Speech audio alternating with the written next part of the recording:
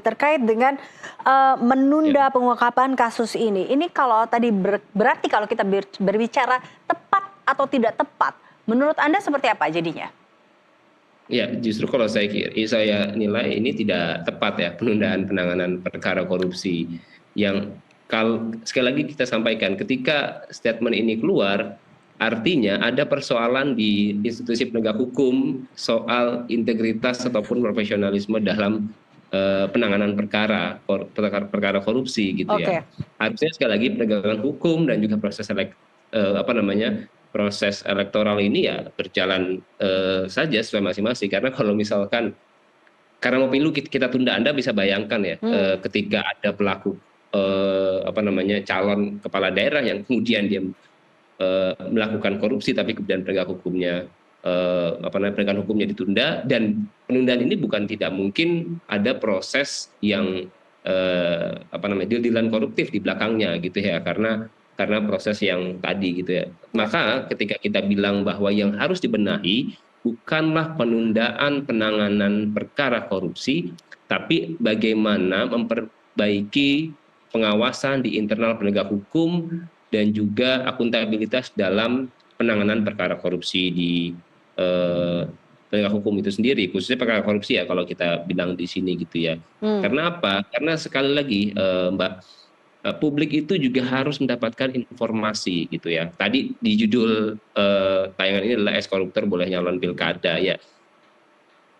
Dari putusan MK yang waktu itu ICW dan Perludem juga gugat kan, mereka bisa maju setelah melewati masa jeda 5 tahun, dan artinya kan ada peluang yang kemudian itu terbuka. Dan kalau kita bicara korupsi sebagai extraordinary crime, maka sudah sepatutnya kejahatan ini menjadi perhatian yang khusus gitu ya bagi semua orang, bagi penegak hukum gitu ya, untuk ya tadi pastikan bahwa penegakan hukum itu tidak boleh ada politisasi, seperti itulah kita bilang gitu ya, tidak boleh ada politisasi gitu. Jadi seperti itu Mbak, dan yang juga penting dicatat adalah proses pilkada serentak tahun 2024 ini kan akan banyak daerah yang juga melaksanakan proses pemilihan umum gitu ya. Dan masyarakat semua harus punya kepekaan gitu ya terhadap calon-calon yang maju, termasuk ini juga sebenarnya filternya juga ada di KPU ya dalam menyeleksi gitu ya. Sudah ada peraturan MK tahun 2019 gitu ya, yang diturunkan PKPU kalau saya tidak salah itu nomor 8 tahun 2024 gitu ya, tentang PKPU nomor 8/2024, yang di situ juga sebenarnya sudah menjelaskan di beberapa di persyaratan calon kepala daerah gitu ya, di pasal 14, di mana calon-calon khusus termasuk calon-calon terpidana itu harus melewati masa jeda 5 tahun dan mendeklarasikan diri gitu ya, mendeklarasikan bahwa yang bersangkutan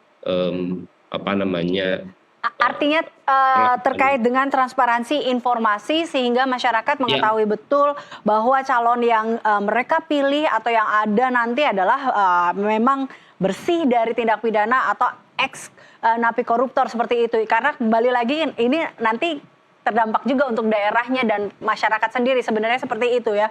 Betul, Mas Biko ya. Apalagi itu jangan sampai kita mau terjerumus dalam lubang yang sama gitu ya. Kalau nanti ada bahkan kami sempat mendorong ada item atau tanda khusus gitu ya bagi calon yang memang pernah menjadi terpidana korupsi seperti itu. Karena tadi ya ada kemungkinan mereka bisa maju meskipun harus melewati masa jeda 5 tahun yang tadi saya mungkin penegaskan di segmen ini gitu.